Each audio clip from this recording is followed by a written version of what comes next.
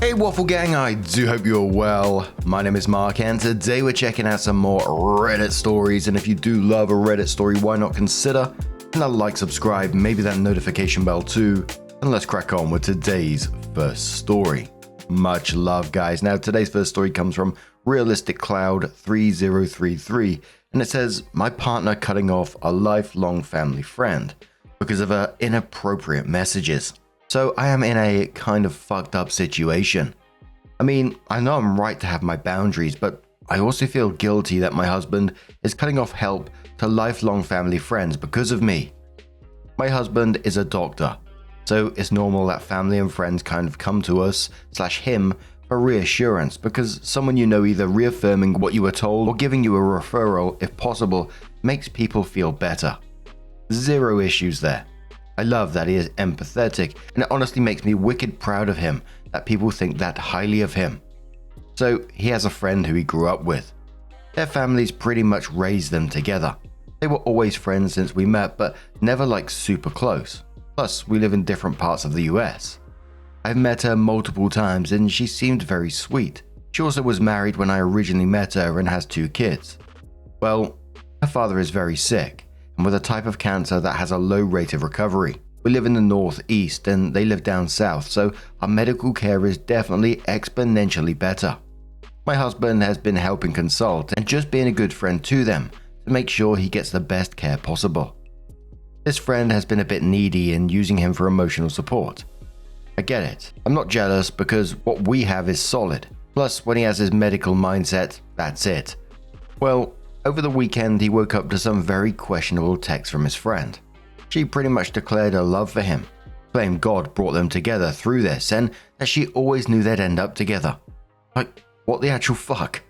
He told me as soon as he saw them in the morning, he messaged her back saying that what she said was highly inappropriate. She needed to find a therapist and he can no longer help out. She claimed she was just drinking and emotional.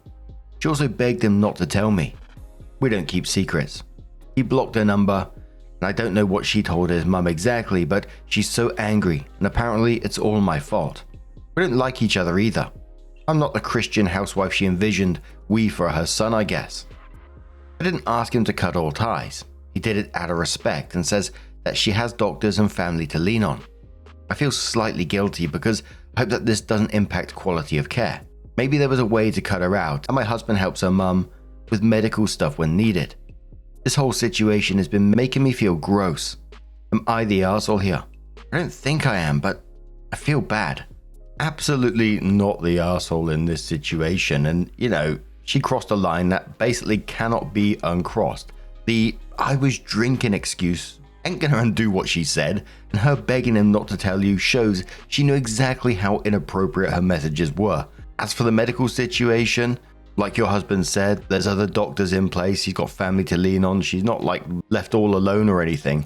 And I think your husband dealt with it in a decent way. He told you right away, he set a boundary with her, and he's suggesting that she get professional help. And the blocking contact to prevent further inappropriate behavior. But the top commenter says, not the arsehole. Tell your mother-in-law coveting your neighbor's husband / wife is unchristian, right? Another commenter says, not when mother-in-law sees the prospect of a better daughter-in-law. Sounds like she raised a gem of a man anyway, though you'd think she'd have the sense to be proud of it. Twilight says, not the arsehole, but I bet your mother-in-law has been feeding this woman all kinds of bullshit about you and feeding her ego. Realistic Cloud says, I 100% believe that she is flaming this fire. Another commenter says, your husband's a solid dude. We must protect him at all costs. And OP says, I 100% agree. Honesty and clear communication is a huge thing for us. So shortly after that, OP comes in to update their situation and says, I just wanted to post a quick update on our situation. My husband called his mother to try and set clear boundaries. I'm pretty sure she doesn't believe that boundaries apply to her and set things straight before they escalated more. Well, apparently that crazy train had already left the station.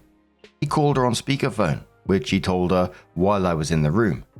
She lost her mind and demanded they have a private conversation because this was a matter between family.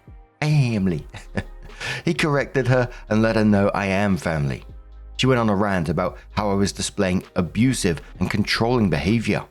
She claimed I was isolating him from family like I did before. We went no contact with her once before because of her bad behavior, and she blames me, and I guess had been holding on to that. Like, what the fuck? Had to leave the room then because my anxiety was too much. He's the most calm and level-headed person I know, and he was starting to raise his voice. About 5 minutes later, he came into our bedroom where I was trying not to have an anxiety attack. He told me he let her know how disgusted he was with her behavior and disappointed that she didn't learn her lesson about trying to interfere with our marriage. He also informed her for an indefinite amount of time that he will be taking space from her. He also told her not to try and contact me. I have her silenced already. Oh, one little fact that came out is that his mum and ex have been seeing a lot of each other. His mum has been helping with the kids, while the ex-friend and her mum are dealing with medical stuff for her dad. Just to address a couple of things. Yes, I realize I have an amazing partner. I love this man so much. I regularly tell him and show him how much I love and appreciate him, so don't worry. The reason I thought I might be somewhat in the wrong is because I've battled cancer in my early 20s. During that, I had a boyfriend cheat on me with a good friend of mine because he was overwhelmed, and they tried to gaslight me into thinking it was my fault because of all the stress. I felt so abandoned and hurt. I just didn't want to feel like I was making anyone else feel that bad. I know the situation is very different. I'm a bit of a people pleaser, working on that with my therapist. Cancer is the worst, and my heart hurts for anyone who is going through it. That includes the family of a person who is sick. I also want to say to the person who called me a narcissist, because this isn't about me. I think it says more about you than me if that's what you took from my post was just that. I hope you have the day you deserve. Thanks to everyone else for the support and advice. I genuinely appreciate it. Plum Major says, I read your old post to get familiar, and I'm laughing at your mother-in-law's reaction. She's upset you're not the ideal Christian wife. While that friend is going after a married man is totally the Christian thing to do. Your husband is a good man. I wish I read more posts where the husband had as much of a backbone as what yours does. You didn't do anything wrong. Opie says she's literally the worst. She's so judgmental and controlling. One of her favorite things is to make comments and count how many drinks other people are having. One day I swear I would end up snapping and letting her know that her coffee cup she always has with her does not contain coffee. Pink Pencil says, you mean she hides her booze? Ooh, sneaky. That's a huge red flag for alcoholism. Take it from a recovering alcoholic. Hope says yep, and she's very protective over a cup. Like she won't leave it on the table when she leaves the room for something. I think her comments on other people drinking are projecting her issues onto them. I will judge you says. You say that his mum has been taking care of the ex's kids. Did he and his friend ever date, or do you just refer to her as an ex-friend? But good luck to you two. I hope things get to calm down, that both these horrible women are out of your life. Opie says ex-friend. Oops, they never dated or hooked up. He actually had a high school sweetheart type deal into college, and his mum hated her too. Scarlett May West says, so, mother-in-law had her heart set on your husband marrying a family friend and her hopes dashed. My late mother-in-law was upset for eons that she was not allowed to pick my husband's wife. He was the youngest of 5 and her only hope to achieve her goal. Not sure why she thought it would work since we dated for 6 years before we married. Opie says my mother-in-law definitely had his whole life planned out for him. She wanted to pick his college, then she expected him to move home after. She wanted to pick his wife. She feels entitled to grandkids. She also consistently asked him about moving back to his home state because they're getting older, and she expects him to uproot his whole life to take care of her. He's told her that is absolutely not happening multiple times. He had recently started ending their phone calls if she brought it up. Scarlett replied to that saying, I feel for the both of you. My late in-laws believed husband will return home after studying out of state. Mother-in-law tried to get him to change his major after his 3rd year because someone told her that his hometown needed more of a different speciality. I put another nail in my coffin when I defended him. We had been together less than a year. As for grandkids, she was not a fan of them. Not sure if it was because grandkids meant her adult children were having sex or because she did not get to pick the other parent. Mother-in-law finally figured out that we would not move back there. However, she did try to bring up us converting one of the front rooms of our present house into a much bigger guest room with a seating area so she could sit and read. That room only has 2.5 walls and southern sun. so she thought it would be perfect. Probably about double the size of the room she used when she visited. Just drop in walls and a door and bam, happy mother-in-law. I knew that meant she wanted to visit more / possibly move in, and that was a hell no. We had moved here in part to save our marriage. She had been visiting too often and wreaking havoc. Luckily, husband ignored her. Mother-in-law ended up moving out of state to live with her favorite child, who luckily is unmarried. Wishing you lots of luck. You married her only child, and she is not going to let go. Patty Marvel says, weird question. Is he an only child? This pushy behavior of hers would make an iota of sense if she had no other children to glom onto. Opie says, yep, only child. She apparently had wanted multiple kids but couldn't have any more. So he was a miracle baby. My mother-in-law did not want to adopt. She didn't want to end up with anyone's problem child. So finding out I couldn't have bio kids, I think that was the final nail in my coffin for her. We are happily child-free though. I would have totally been open to adoption if we had wanted kids. And good on them, good on husband in this situation, standing up to mother-in-law and putting her in her place. Do I think that's going to be the end of the mother-in-law? Absolutely not. But it sounds like the couple in this situation have each other's backs, and that's all they're going to need going forward. But what do you guys make of this one? Let us know your thoughts down in the comments below. Let's move on to another story. Now our next story is a tree law story. Tree law from Brandon Nider. It happens over 6 years with multiple small updates, and it's titled Neighbor Hired Company to Cut Tree in My Backyard. Context: neighbor said he was tired of the tree over his driveway since it had significant wingspan. He hired a company and they decided to lop down over my fence to near stump. Police report filed, have the company on security footage that matches the business cards.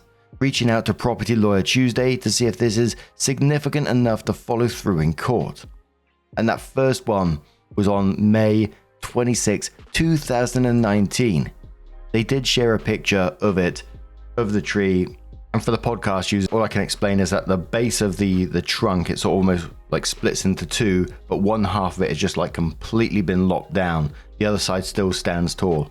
But someone asked a question to OP on it. They said, I'm interested to know if he hired them to trim just what was overhanging his property, which he has a right to do, within certain constraints, and they just went rogue, or if he somehow convinced them to trespass to lop it off. Opie says he claims no knowledge of the lopping off. Since this company is unlicensed, it wouldn't surprise me if they just lopped it not caring. But our relationship isn't great, so wouldn't be surprised if he convinced them saying I didn't mind. So there was an update 5 days later that says end of week, so I figured I'd post an update.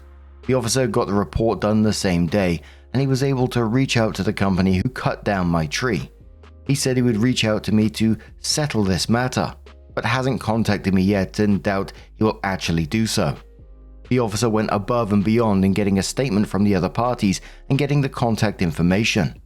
I've handed over the police report and security video to my lawyer, who is putting together paperwork. I have not been able to get an arborist to the house yet to evaluate the monetary damages yet. Maybe an update next week, but this should be a slam dunk since all parties recognize the damages in the police report in case this does go to court. So it was 4 years later after this one before Opie came back into the post and says, this has been sitting in court for a while, but I keep getting PMs asking for updates. Tree/arborist company has default judgment pending as they have not answered anything in the near year since the case was filed. Neighbors Insurance believes the tree company should be held solely responsible and hasn't budged. No settlements offered yet to our demands of valuation. Near or around 6 figures valuation. Someone says it to OP, unbelievable. A 4-year ordeal and still not resolved. How's the tree doing? OP says 2 years were a wash as the case wasn't filed. Case really picked up last year after a change of attorney. We've trimmed the tree since and fertilized to promote stabilization/health due to a missing trunk, but it'll have to be removed entirely. A-Bone replies saying, and quote saying, no settlements offered yet to demands of our valuation, near or around 6-figure valuation, and says it was one tree, and you are valuing it at up to 100k. Can I ask how you would get to that number?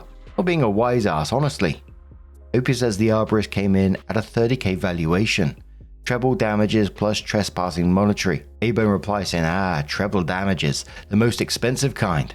Thanks and congrats on keeping this. 99% of threads like you started end up where we get no follow-up. Keep the info coming. So, a year and a half later, the OP keeps their word and comes back again and says their insurance had a motion to dismiss denied, so settlement conference happened today. They ignored my lawyer's request to talk prior to getting numbers, so the $0 offered from them in front of the judge wasn't a surprise.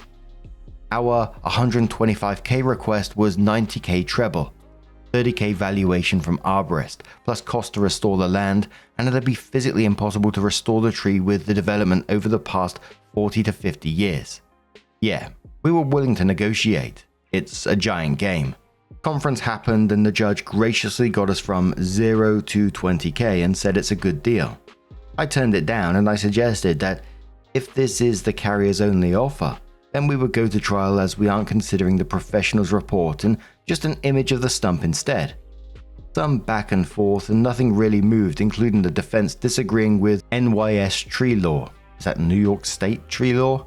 That they were entitled to cut the property line regardless if it killed the tree. Judge scheduled another settlement conference for the attorneys, but mandated I'm there, which I thought was funny since I had no requirement to be there today. But she was surprised I said no to what was obviously 20k. They were going to offer when the adjuster picked up the phone regardless. One thing I did throw at the carrier after we disagreed with the tree was touching his house was his client, defendant, requested Google Maps block his home, and it's now impossible to verify except through satellite that it was touching his home. It never was. All of this is bogus talk from both parties since its settlement conference. But to me and my attorney, they're grasping at straws to get the judge on their side. So of course that people were curious and asking questions. Someone said, have you checked the county auditor office? Many now have street level snapshots of each house as well as possibly higher resolution aerial photos. Opie says, there's other methods like the county aerial maps that show you the tree never touched his property. But I believe the homeowner was just putting his foot in his mouth as he claimed to all parties that I said he can do it with zero proof. The city said he's allowed to trim up the property line regardless of any damage, injury, or death of the tree. No proof, and obviously the city's official opinion is different than on a phone call. He stated the tree was touching his home, which would suggest the tree had a 40-foot wingspan at that point, which maybe I should get the arborist to adjust his numbers if that's the case, because I don't think we went that far and high. Harry Interaction says, it sounds like only the other homeowner's insurance company is involved. Did nothing come from the landscaping company being unlicensed? Was there even more details on why they decided to lop it off at the base? Opie says we have a default judgment on them. No response from them since filing. Assets and insurance are questionable, so it might be blood from a stone. I assume their insurance also attempted to see about this, which is why they are hesitating to pay anything either. So it was 5 months after that one, OP came in with their final update and said, even though my last thread had some doubters that the case could take so long, the last update was the homeowner's insurance agreed to 20k, and I turned it down and requested to go to trial. One Redditor in the previous thread said there is no way this is worth any of it, but well, the homeowners came up to 33k, and I accepted that and rolled the dice on the tree company. The judgment came out after we did an inquest hearing, and the judge awarded the remaining balance of our damages, 63k, and OP supplies the proof, which is a court document showing the 63k. So yeah, some cases can take long, and to the doubters who think trees aren't worth money, here it is. Edits, lawyer is 1/3 of anything recovered. Lawyer got 11k so far, me 22k, insurance check. We do the same split for anything we get from the tree company. And the top comment on all this says, wow, 6 years. Must feel like a relief now. 6 years of dealing with that. I mean, I know it must be in between things here and there, but it's always sort of like in the back of your mind. And I'd hate to have something like that. It would make me anxious having something going on like that in the background all the time. With any sort of court stuff going on, I remember dealing with some of my dad's stuff, and it was just over a year. And that was enough to absolutely exhaust me by the end of it. And I just felt such a relief when it was all over. It just felt like something else. But yeah, we love a tree lore story, don't we? If any of you find any more tree stories, don't forget to put them on r/Mark Narrations. But anyway, what do you guys make of this one? Let us know your thoughts down in the comments below, and let's move on to one more story.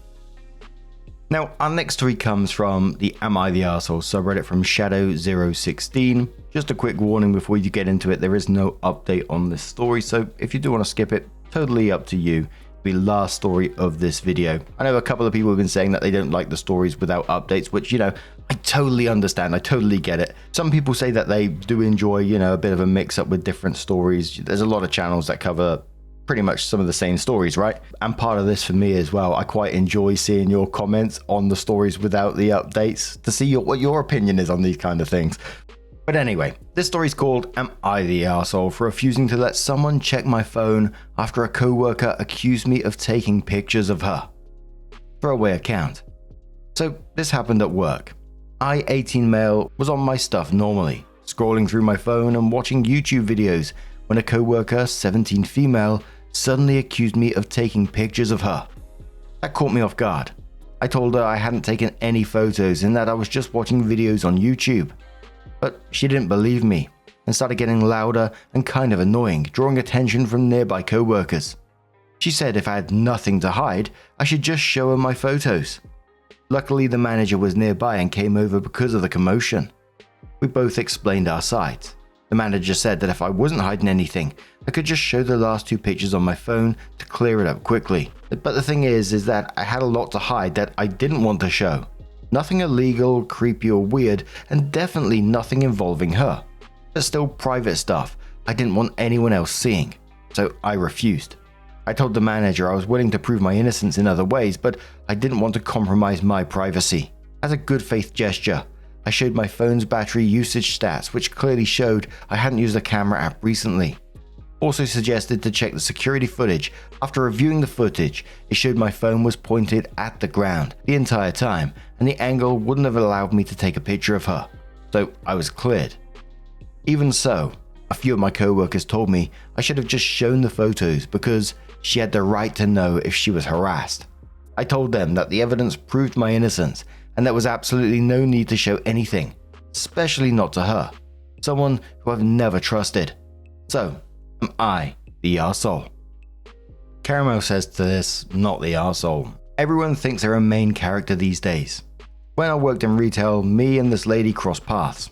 I was looking downwards and then shifted my glasses and kept walking. Then I heard her scream, "You just looked through my purse!" Which I obviously didn't, and I told her I adjusted my glasses and looked at her like she was crazy. She was/is. The cameras were a perfect solution in this context, as it wouldn't assume guilt on anyone's end.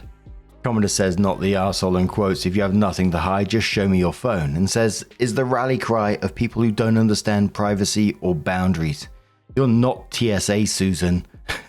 My phone isn't public property just because you feel entitled. Accusations don't override rights.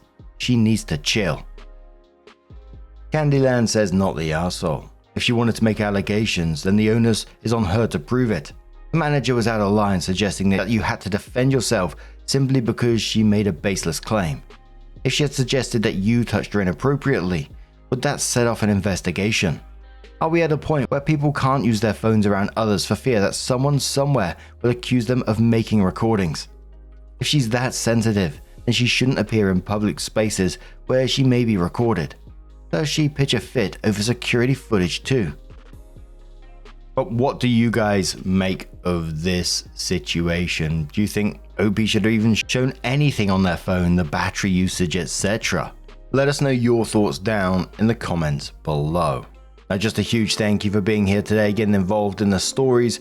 Your love, your support, your time, it always means the absolute world to me. So thank you so much, and hopefully I'll see you in the next one. Take care and much love.